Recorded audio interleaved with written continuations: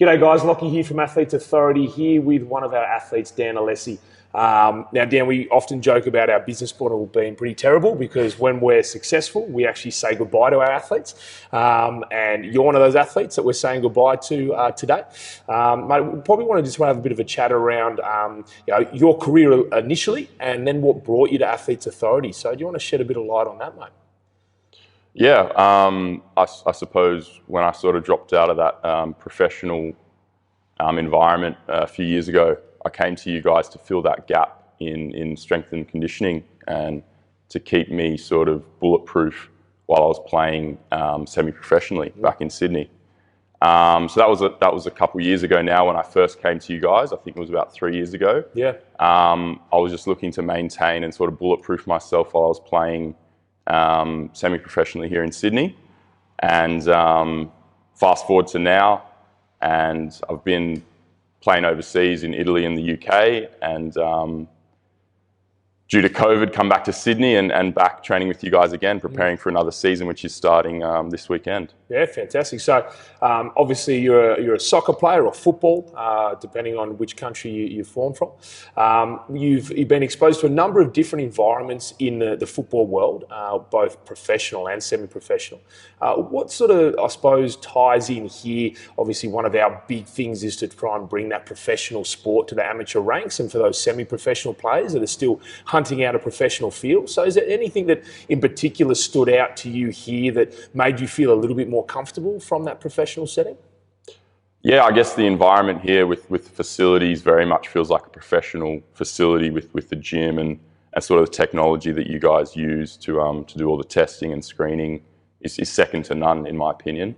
It wouldn't be much more than I've ever used in a professional environment, if not more. So yeah, and obviously getting back in a sort of team environment when you're doing the gym work, and that's good to work with other athletes. But more than anything, the knowledge and expertise of you guys in the field and that sort of individual programming is what brought me back here, because I wanted that individual focus back on myself to get that extra 10-20% out of me that I knew I had. So when you started with us with our Nord board results, we obviously found there was a little bit of deficiency there between left and right. There was about 11%. And then also the amount of kilograms pulled compared to your body weight, you were sitting about 64%.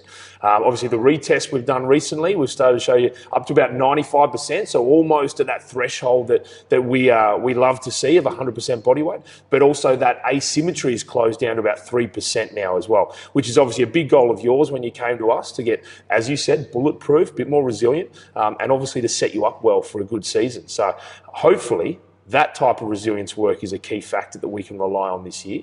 But also we've seen some huge changes across both your jumping. You've gone a 25% increase in your vertical jump.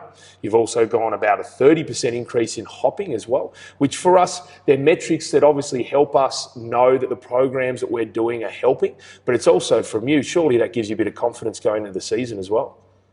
Yeah, 100%. I sort of came to you guys at the start of that pre-season, off-season period. And from where we've gone since there, like you said, the numbers speak for themselves. I think in every metric we've gone up, and that gives me a lot of confidence going into the season after doing this sort of 8-week preseason block with you guys. Yeah. It's incredible. It gives me great confidence. Going into the season next week. So. Right.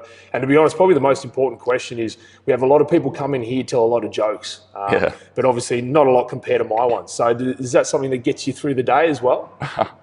Yeah, no. In terms of yourself and Migs and Brendo and Carl, you guys are all, the culture here is great, and that's one of the things that brought me back the second time as well. And I'm sure I'll be back again for another pre-season or whatnot if I'm not in a professional environment, because I love the environment here. There's lots of young athletes striving towards bigger and better things like myself.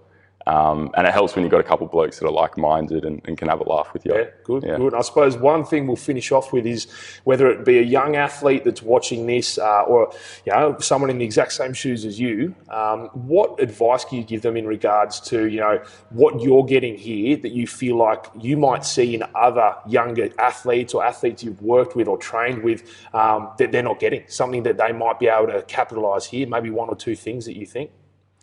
Yeah, look, not everyone can be in a professional team environment, and I think by me being here and training with you guys, it's the closest thing to being back in that full-time professional environment. There's young kids that are aspiring towards being in that professional environment.